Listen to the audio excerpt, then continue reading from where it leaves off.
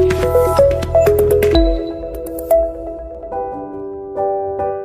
Bapak Ibu, Saudara-saudara yang kekasih dalam Kristus. Mari kita sama-sama belajar firman Tuhan dengan tema mengaku bijaksana padahal bodoh. Kita akan membaca dari Roma 1 ayat 22 sampai ayat yang ke-23. Demikian firman Tuhan. Mereka berbuat seolah-olah mereka penuh hikmat, tetapi mereka telah menjadi bodoh. Mereka menggantikan kemuliaan Allah yang tidak fana dengan gambaran yang mirip dengan manusia yang fana, burung-burung, binatang-binatang yang berkaki 4, atau binatang-binatang yang menjalar. Bapak Ibu, mungkin hari-hari ini kita berjumpa dengan orang-orang yang seperti ini, yang mengaku bahwa mereka adalah orang-orang yang penuh hikmat, yang bijaksana, yang pintar, yang sudah tahu banyak kebenaran. Tetapi ternyata kebenaran itu adalah menurut pandangan mereka sendiri, bukan lagi berdasarkan firman Tuhan. Mereka mulai mensejajarkan dirinya dengan Tuhan dan tidak lagi menghormati Tuhan dan merendahkan Tuhan. Bahkan di sini dikatakan di ayat ini, mereka menggantikan kemuliaan Allah yang tidak fana dengan gambaran yang mirip dengan manusia yang fana. Mereka menggantikan kemuliaan Allah dengan hal-hal yang fana yang merupakan sebuah kebodohan. Misalnya saja pencapaian, bagaimana dalam karir, dalam pekerjaan, dalam pelayanan, dalam hidup mereka, kekayaan, atau mungkin juga setiap karya apapun yang mereka raih, hasil kerja keras mereka. Mereka berpikir bahwa semua adalah hasil kerja keras mereka, semua karena kehebatan mereka, bukan karena Tuhan lagi. Di dalam Kisah Para Rasul juga diceritakan, kalau kita ambil salah satu contoh, dalam Kisah Para Rasul 25 ayat yang ke-19, demikian firman Tuhan.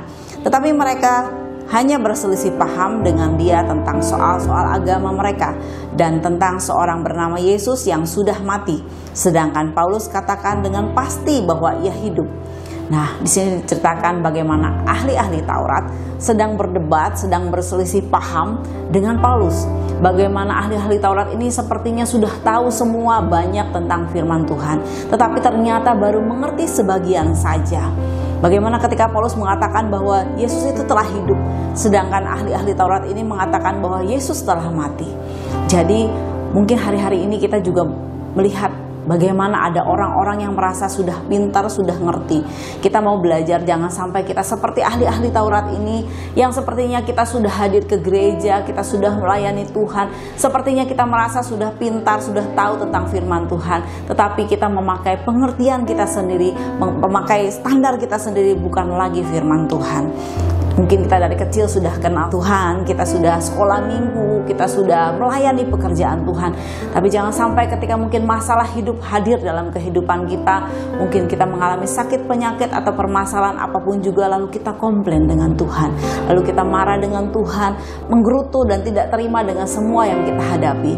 Padahal melalui setiap apapun yang sedang kita alami, Tuhan sedang memproses hidup kita menjadi semakin indah di hadapan Tuhan.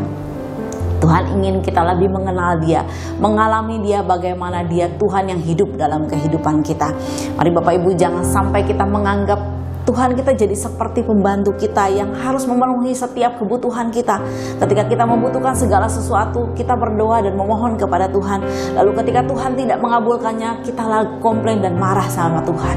Mari Bapak Ibu, kita mau belajar lagi lebih mengenal siapa Tuhan kita dan merasakan sungguh bahwa segala sesuatu yang kita miliki adalah anugerah daripada Tuhan.